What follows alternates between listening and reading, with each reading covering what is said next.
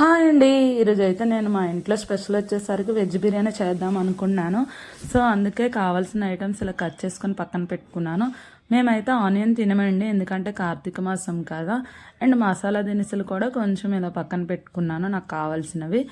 తర్వాత అయితే నేను స్టవ్ వెలిగించి కుక్కర్ పెట్టుకొని కొంచెం ఆయిల్ వేసుకున్నాను. ఆయిల్తో పాటు కూడా కొంచెం మనం నెయ్యి వేసుకుంటే చాలా చాలా బాగుంటుంది టేస్ట్కి వచ్చేసరికి. ఇందాక నేను చూపించిన మసాలా దినుసులు కూడా మనం వేసుకొని కొంతసేపు ఫ్రై చేసుకోవాలండి. ఫ్రై చేసుకుంటే ఏంటంటే పచ్చివాసన పోయి బాగుంటుంది మనకి. తర్వాత వచ్చేసరికి నేను ఇందాక చూపించిన ఐటమ్స్ ఉన్నాయి కదా, కట్ చేసుకొని పక్కన పెట్టుకున్నాను. వాటిని కూడా ఇందులోనే వేసేసుకొని వాటిని ఏంటంటే పచ్చివాసన పోయే వరకు బాగా ఫ్రై చేయండి. ఫ్రై చేసిన తర్వాత ఏంటంటే మనం ఏంటంటే ఇంకేమైనా సరే యాడ్ చేసుకోవాలన్నా యాడ్ చేసుకోవచ్చు. నేను అందుకనే గ్రీన్ పీస్ కూడా యాడ్ చేసుకున్నానండి, బాగా కడుక్కొని. ఆ తర్వాత కొంచెం అల్లం వెల్లుల్లి పేస్ట్, కొంచెం మసాలా కూడా యాడ్ చేసుకున్నాను.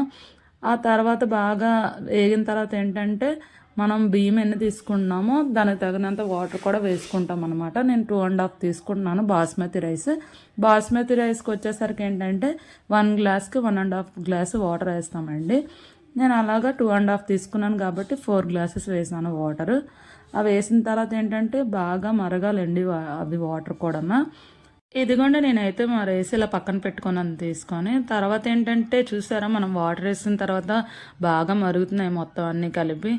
తర్వాత ఏంటంటే ఈ వాటర్ బాగా మరిగిన తర్వాత నేను ఇందాక చూపించిన రైస్నేమో బాగా కడుక్కొని ఇందులోనేమో యాడ్ చేసుకొని బాగా కలుపుకొని ఉప్పు అది సరిపోయిందా లేదా చూసుకున్న తర్వాత ఏంటంటే, ఎందుకంటే బియ్యం మనం వేసిన తర్వాత కొంచెం సాల్ట్ తక్కువైనట్టు అనిపిస్తుంది మనకి, అందుకే సాల్ట్ కూడా సరిపోతుందో లేదో చూసుకున్న తర్వాత ఏంటంటే బాగా కలుపుకొని కుక్కర్ మూత పెట్టుకుంటే రెడీ అయిపోతుంది. 3 విజిల్స్ వేయించుకుంటే.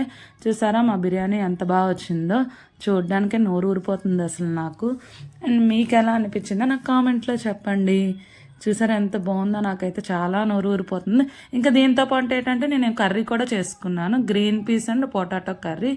నాకైతే చాలా చాలా నచ్చింది. ఈ వీడియో కనుక మీకు నచ్చినట్టయితే లైక్, షేర్ అండ్ సబ్స్క్రైబ్ చేసుకోండి.